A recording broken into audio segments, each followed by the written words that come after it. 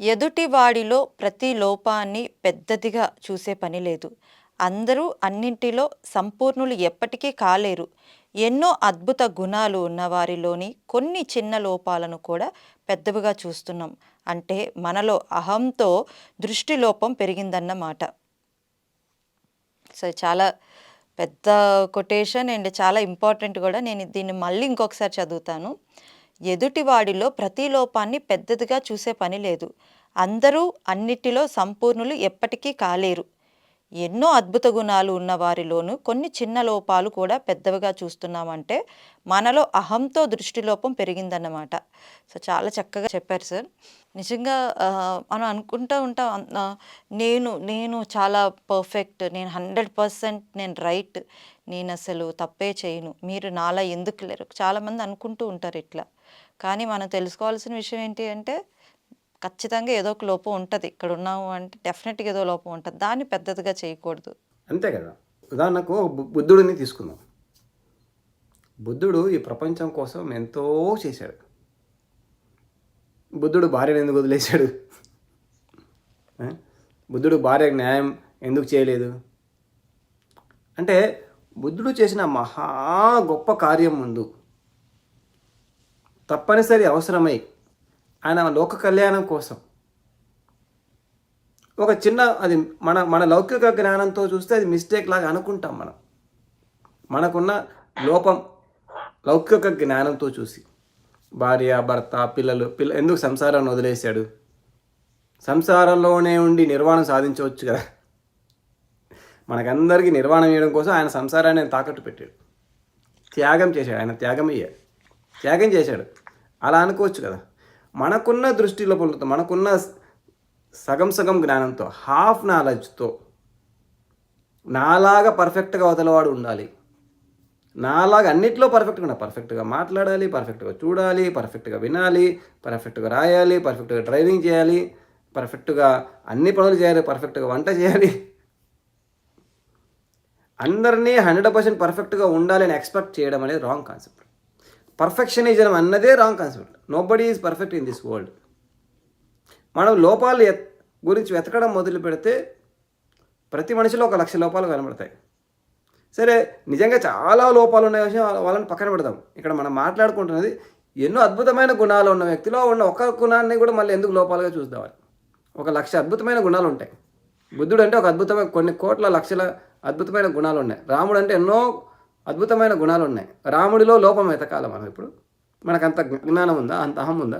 So మన అహము అజ్ఞానం ఉంటే రాముడిలో కూడా మన లోపాలు ఎతుకుతాం, బుద్ధుడిలో కూడా లోపాలు ఎతుకుతాం, గాంధీలో కూడా లోపాలు ఎతుకుతాం. సో ఎన్నో అద్భుతమైన గుణాలు ఉన్న వ్యక్తిలోని చిన్న చిన్న లోపాలు, చాలా చిన్న ఉంటాయి. కొన్ని సరిగా మాట్లాడలేకపోవడము, లేకుంటే ఉదాహరణకు ఇంగ్లీష్ సరిగా రాదు, అది లోపం కాదు. ఇంగ్లీష్ అనేది అసలు లోపమే కాదు. మనం ఏం చేస్తామంటే నాకు బాగా ఇంగ్లీష్ వచ్చు కాబట్టి అవతల వాడు ఇంగ్లీష్ సరిగా రాకపోతే చాలా తక్కువ. లేకుంటే చదువు, నేను చాలా చదువుకున్నాను, ఈ వ్యక్తి చదువుకోలేదు, రమణ మహర్షి గారు చదువుకోలేదు, అయితే ఇప్పుడు మనకన్నా తక్కువనా? ఆయనకున్న మహాజ్ఞానం ముందు మన చదువు ఎంత? అంటే చాలా చిన్నది అది. ఆయనకున్న మహాజ్ఞానము చాలా చిన్నది. మనకేదో డ్యాన్స్ వచ్చు, ఇంకోటికి డ్యాన్స్ రాదు, సరిగ్గా రాదు. ఉదాహరణకు వచ్చిండొచ్చు, సరిగ్గా రాదు. నాకు సరిగ్గా మాట్లాడడం వచ్చు, ఇంకోటికి సరిగ్గా మాట్లాడడం రాదు. నాకు సరిగ్గా చూడడం వచ్చు, ఇంకొకటి సరిగ్గా చూడడం రాదు. నాకు సరిగ్గా చదవడం వచ్చు, ఇంకొకటి సరిగ్గా చదవడం రాదు. సో అడుగులో ఆల్రెడీ 100 గుణాలు ఉన్నా ఒక లేనిది చిన్న దాన్ని మనం పట్టుకొని వేలాడకూడదు. ఆ ఉన్న 100 మంచి గుణాలను మనం అప్రిషియేట్ చేయొచ్చు కదా. గొప్పగా ఉన్న విషయాన్ని గుర్తించవచ్చు కదా, వారి గొప్పతనాన్ని గుర్తించవచ్చు కదా. కొంతమంది ఎన్నో పనులు చేస్తుంటారు ధ్యానం కోసం, ఎవరు చేయని ఎన్నో సాహసాలు చేస్తుంటారు. ఆ సాహసాలు గుర్తించకుండా చిన్నది ఏదో పొరపాటు చేస్తుంటారు పాపం. ఆ పొరపాటు పట్టుకుంటాం మనం ఎందుకంటే మనం చాలా పర్ఫెక్ట్ కదా. అదే పరిస్థితుల్లో మనం ఉంటే అంతకంటే ఎక్కువ పొరపాట్లు చేస్తాం ఆ సిచ్యువేషన్లో. సో ఆ సిచ్యువేషన్లో వాళ్ళు ఎంతో కష్టపడి ఎముకలు ఎరగొట్టుకొని అంతా చేసిన తర్వాత చిన్న పొరపాటు పట్టుకొని దాన్ని పెద్ద చేస్తుంటారు. మనం ఉంటే అదే స్థితిలో, మనం రాముడి స్థితిలో ఉంటే, మనం భీముడి స్థితిలో ఉంటే, మనం అర్జునుడి స్థితిలో ఉంటే, మనం కృష్ణుడి స్థితిలో ఉంటే, మనం పతిసార స్థితిలో ఉంటే, ఆ పరిస్థితుల్లో మనం అంతకంటే 1,000,000 రెట్లు ఎక్కువ తప్పులే చేస్తాం. మనకు తెలియదు ఆ విషయం. మనం అనుకుంటాం మనం ఏం చెయ్యమని. నిజంగా అవతల వాడి స్థితికి వెళ్ళి చూస్తే చాలా ఎక్కువ తప్పులు చేస్తాం. సో నిజంగా అంతా తప్పుడు పనులే చేసేవాళ్ళని పక్కన పెడతాం. మనం ఏం చేయలేము. కనీసం ఎన్నో కొన్ని మంచి పనులు చేసే వాళ్ళ యొక్క చిన్న చిన్న లోపాలను మనం ఎక్స్క్యూజ్ చేయగలిగి ఉండాలి. ఎక్స్క్యూజ్ చేయలేకపోతే మనలో చాలా అహం ఉంది, చాలా అజ్ఞానం ఉంది. అజ్ఞానంతో మనం ఎదుటివాడిని రిసీవ్ చేసుకోలేకపోతున్నాం, ఎదుటివాడిని చూడలేకపోతున్నాం, ఎదుటివాడిని అర్థం చేసుకోలేకపోతాం, ఎదుటివాడిలో ఉన్న గొప్ప విషయాలను అర్థం చేసుకోలేకపోతాం. మనకు కళ్ళు పని చేయట్లేదు సరిగ్గా. ఇక్కడ కళ్ళలో నలక పడింది, నలక పడితే కళ్ళలో నలక మనం చూడకుండా ఎదుటివాడిలో నలకని చూస్తూ ఉంటాం. అది మనం అర్థం చేసుకోవాలి. సార్ ఇప్పుడు అంటే నా సైడ్ డౌట్ ఏంటి అంటే, ఇప్పుడు ఒకరు ఒక పొజిషన్లో ఉన్నారు అంటే, అంటే నాలెడ్జ్ పరంగా కానివ్వండి, లేదు అంటే ఇట్లా ఈ యొక్క జీవితం కనిపించే జీవితం అంటే వాళ్ళు ఒక రేంజ్కి వెళ్ళారనుకోండి, ఖచ్చితంగా వాళ్ళ బిహేవియర్ అన్నది అబ్జర్వ్ చేస్తారు కదా సార్. కామన్గా ఉంటుంది కదా. ఇప్పుడు పత్రి సార్ ఉన్నారు. పత్రి సార్ అంటే మనందరికి ఎందుకు అంత ఇష్టం అంటే, ఆయన లివింగ్ లెజెండ్. ఆయన ఎంతో ఆయన జీవితాన్ని మనం ఆదర్శంగా తీసుకొని అబ్బా ఇలా జీవించాలా అనుకుంటాం. అదే పత్రి సార్ ఏదైనా చిన్న రాంగ్గా ఏదైనా అనిపిస్తే ఏంటి ఈయనంతటి వాడు ఇట్లా అంటాం ఏంటి, ఈయనంతటి వాడు ఇట్లా చేయడం ఏంటి అని ఒక చిన్న పాయింట్ దగ్గర మనం అనుకుంటాం కదా. అంటే మేబీ అక్కడ వాళ్ళ మీద ఉన్న హై ఎక్స్పెక్టేషన్ అయి ఉండొచ్చు కదా. రజనీకాంత్ సినిమాలో ఎక్స్పెక్టేషన్ ఎక్కువ పెట్టుకొని ఫెయిల్ చేసినట్టుంది మన అందరూ సామాన్యమైన వ్యక్తులే. పత్రిసారి కూడా ఎంతో కష్టపడి అంత సామాన్యమైన వ్యక్తి నుంచి ఎంతో ఎత్తుకు ఎదిగాడు. అంత ఎత్తుకు ఎదిగి అన్నీ ఆయన త్యాగం చేసి అన్నీ పక్కన పెట్టి మన కోసం ఎంతో చేస్తుంటాడు. ఎప్పుడో కొంచెం కోపడ్డాడు అనుకోండి, ఈయన మహాగురువు కదా, కోపమే పడకూడదు అనేవాళ్ళు చాలామంది ఉన్నారు. ఫ్యామిలీ ఏమని భరించలేము.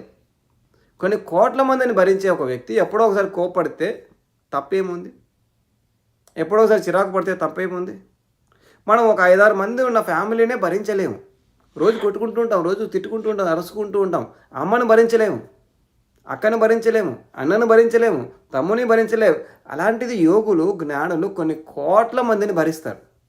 అన్ని కోట్ల మందిని భరిస్తూ అంత కోట్ల మందికి ఎంతో జ్ఞానాన్ని ఇస్తూ వర్క్ చేస్తూ చిన్న చిన్న ఇబ్బందులు రావా? వారు మాత్రం పర్ఫెక్ట్గా ఉండాలి, మనం మాత్రం ఇంట్లో తన్నుకుంటూ తిట్టుకుంటూ ఉండొచ్చు. మహాజ్ఞానులు మాత్రం ఇలా అన్నీ మూసుకొని ఉండాలి, ప్రశాంతంగా ఉండాలి. అంటే over expectations. Already overloaded person, already ఎన్నో అద్భుతమైన వ్యక్తులు, ఎన్నో అద్భుతమైన పనులు చేసే వ్యక్తులతో చిన్న చిన్నవి మనకు ఎందుకు, చాలా చిన్నవి అవి. Right sir. సో మొత్తం మీదకి చిన్న చిన్న విషయాలు ఏవైతే ఉన్నాయో అది ఖచ్చితంగా ఎంత పెద్ద యోగైనా ఏమైనా మనం పర్టికులర్గా భూతద్దం పెట్టి చూస్తేనే కనిపిస్తాయి, లేదంటే పట్టించుకోకపోతే ఏవి కనిపించవు. ఉన్న స్థితి నుంచి ఉన్నత స్థితికి తీసుకువెళ్లే మార్గాన్ని సూచించే అద్భుతమైన కార్యక్రమాలను అందిస్తున్న PMC ఛానల్ కు మీ వంతు సహకారాన్ని అందించండి. The PMC trust. Google pay, phone pay number 8977009932.